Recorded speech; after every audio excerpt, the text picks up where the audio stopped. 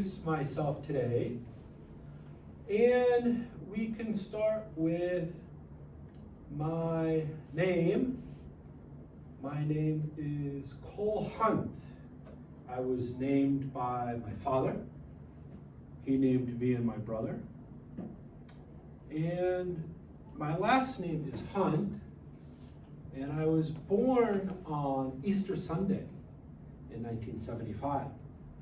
And there's a family joke that my father almost named me Easter Egg, and that would make my name Easter Egg Hunt. So I'm happy that he didn't do that.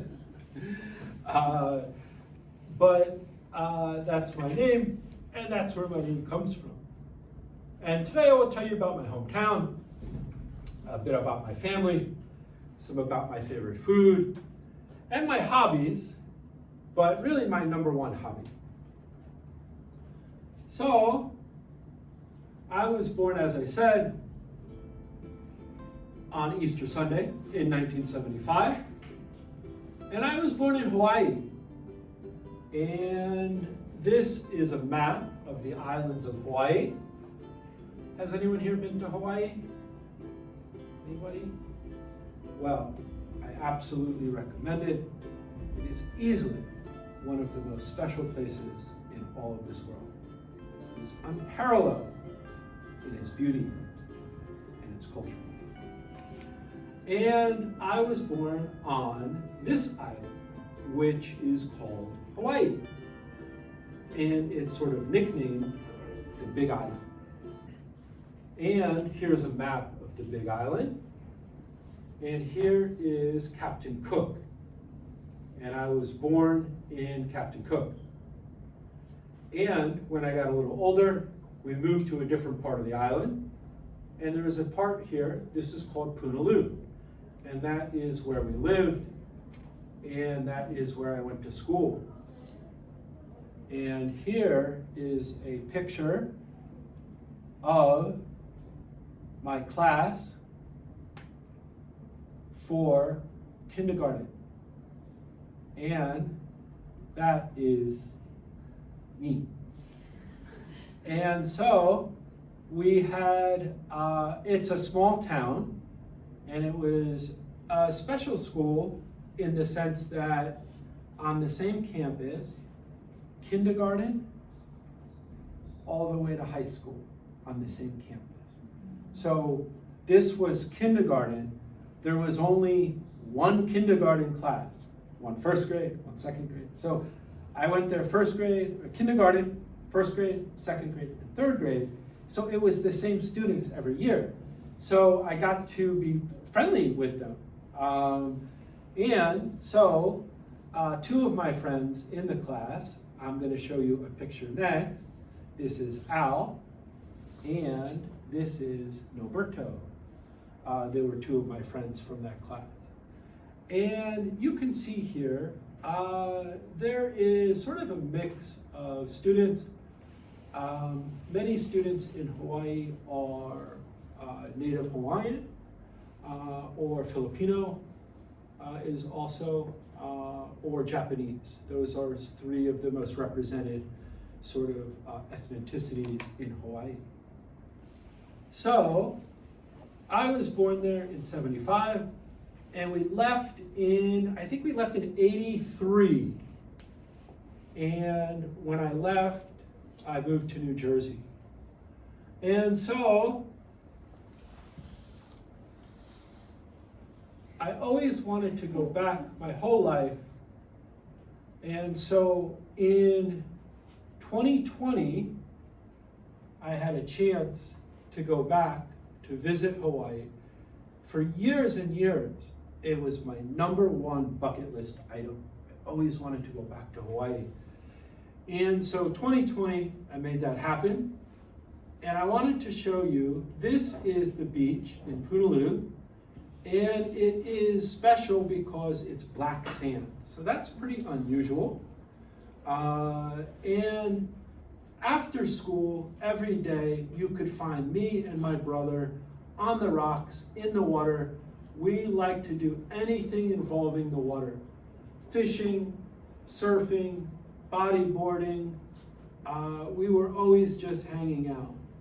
This is me and my brother as kids, and all these years later at the same beach, we had a chance to go back. It was extremely special. Here's a picture of me and my brother in Hawaii. That's my brother, that's me. In 2020, this is the same elementary school. And me and my brother had a chance to go to the elementary school. Now, look at this school. These are the classrooms. It's so beautiful. It's all these plants and green grass. This is a picture of my kindergarten class. It's still there. It looks exactly the same. It was amazing. It was like going back in time. And I got to meet with Al and Noberto. They both still live on the Big Island. So it was very special for me. After 8 years, my family moved to New Jersey. So this was quite a change. Some of you might be familiar with the geography of America, but New Jersey is on the East Coast. And I grew up about 45 minutes or an hour outside of like Manhattan, outside of New York City, okay? And when I was in high school, my biggest hobby at that time was American football. And I played on the football team. And this one is me right here. And you can't really see it, but my number is 75. And I chose 75 because at the time, my favorite player, his name was Howie Long, his number was 75. So I picked 75 too. And so I moved from Hawaii to New Jersey. Now, my brother, his name is Thor, like the Marvel character Thor, the god of thunder. And he lives in San Francisco. And here is me and my brother Thor. And he has 2 daughters. And this, whenever I get a chance, I like to visit him in San Francisco. And I could be Uncle Cole and hang out with my brother. He has a lovely wife. And he's got these 2 wonderful kids as well. So any chance I get, I like to go visit them. And for food, I like a lot of food. I'm a pretty adventurous eater. And really one of the keys, I think, if you want to live in another country, a country that's not your own, it is so helpful if you like the food there. So for me, that was not very hard. But I love Korean food. And so that part of living in Korea has always been awesome. It's so great to have all this delicious Korean food. And one of the joys of living here over time is like trying new dishes and learning more about Korean food. You know, and these days I make a really good tteokbokki.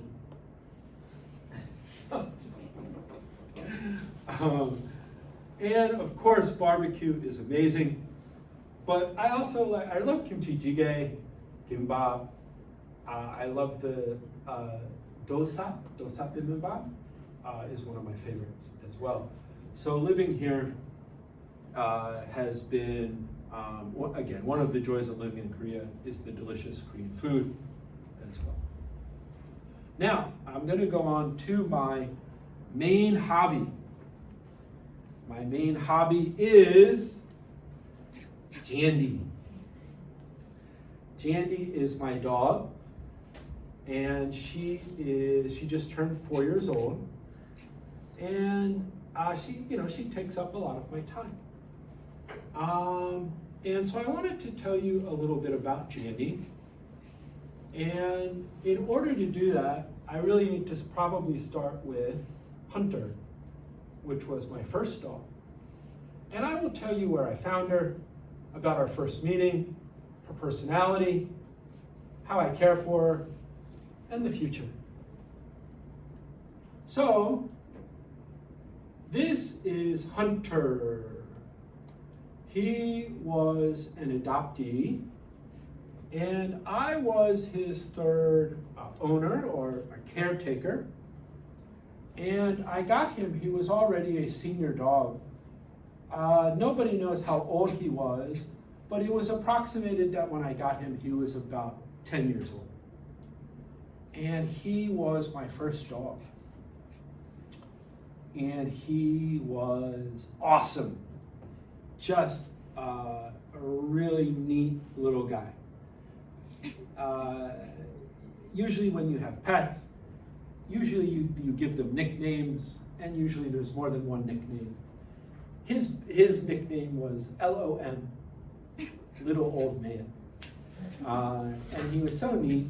He was, I don't know if it was just his personality, or if it was because he, I was his third caretaker, his third owner. He was extremely independent. Like, he was not overly affectionate. He did not like to be touched a lot. But he slept right, he did not sleep in my bed, but he slept right next to my bed. And I just fell in love with this little guy and had so much fun. By far, his favorite thing to do was go walking. He loved to walk all the time. And he was a really neat guy. I got him when he was 10 years old. And unfortunately, I really only had him 2 years. He passed away.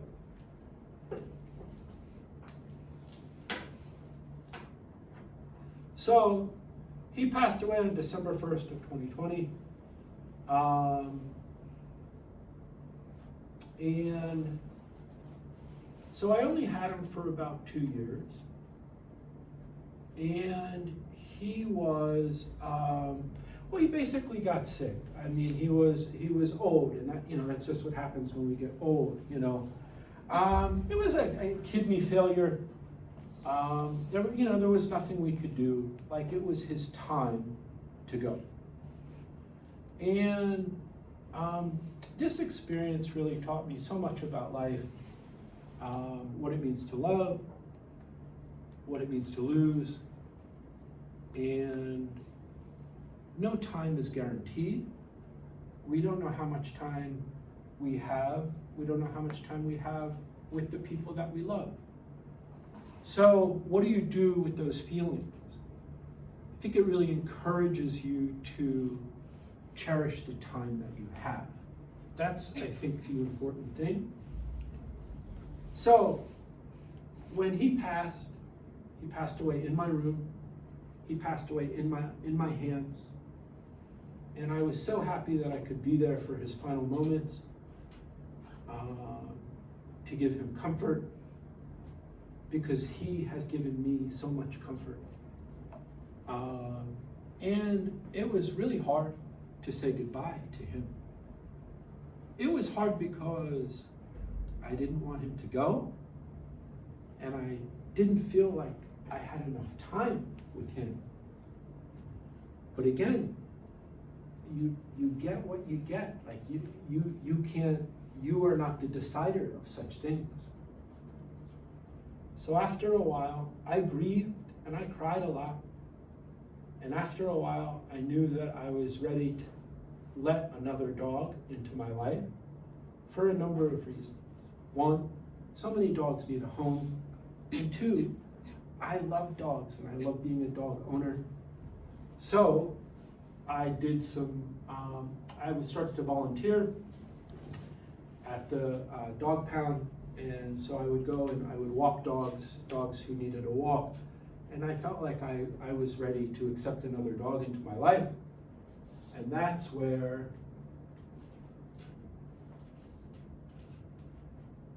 Jandy comes in. So I saw her advertisement on a Facebook pet rescue Facebook page. And this was the page here.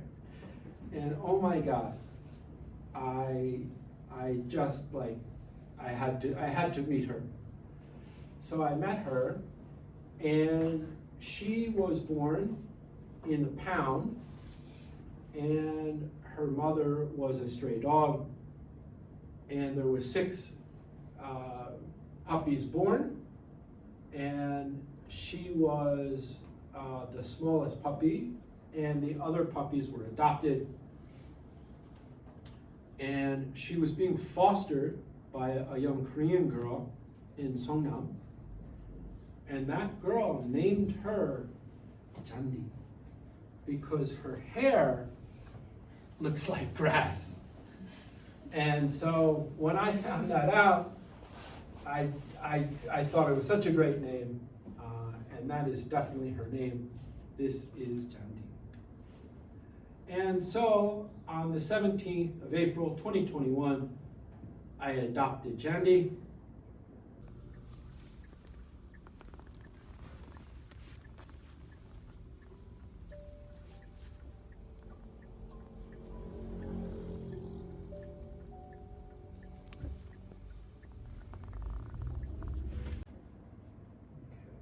All right, so I adopted her. The first time I met her, I went into the apartment. I think this was the second time I met her, but I walked into the door, I took off my shoes. At the apartment was the foster mother. She had a boyfriend, the boyfriend was there. Jandi came out underneath, she was underneath the bed. She came out, she looked at me, she turned around, she ran back underneath the bed. And so, but after a while I sat down and she came out, and I got to meet with her and play with her a little bit. And so this was the taxi ride from Seongnam back to Seoul when I took Jandi. Now, I would describe her personality. She's really smart, she's very friendly, very social. She loves people, she loves other dogs, she even likes cats. And she gets so excited whenever we have any visitors, and when we go to the park, she loves to meet people and other dogs. And maybe her favorite thing is chasing squirrels. This is a picture of Jandi with, she was being, my pet sitter has a dog. So that's my pet sitter's dog. And this is Nirvan, and that's Abby. And I was pet sitting Abby, so I had these 2 guys for 3 weeks last year. And then this is my friend's cat, that's Horang. So Jandi likes to hang out. I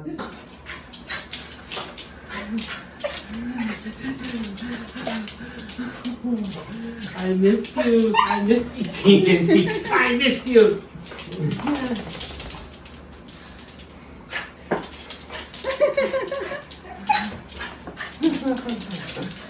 Oh boy.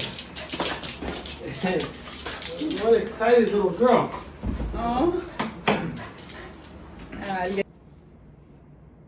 And dogs are a lot of work and a lot of responsibility, and you have to groom them and you have to wash them.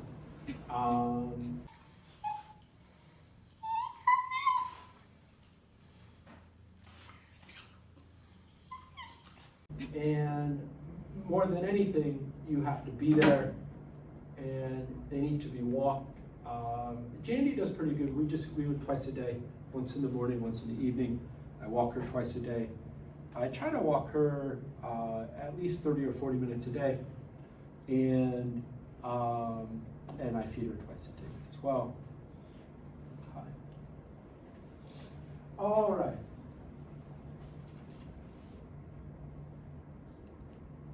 So, for the future, I hope to have many more amazing years with Jandi, but dogs are not meant to be with us forever. We only get a short amount of time with them. It is very difficult to lose a dog, and that is why it is so important to cherish the time we do have with them. We do not own them, we are their caretakers. We guide them through their lives. Our goal is to keep them safe, happy, and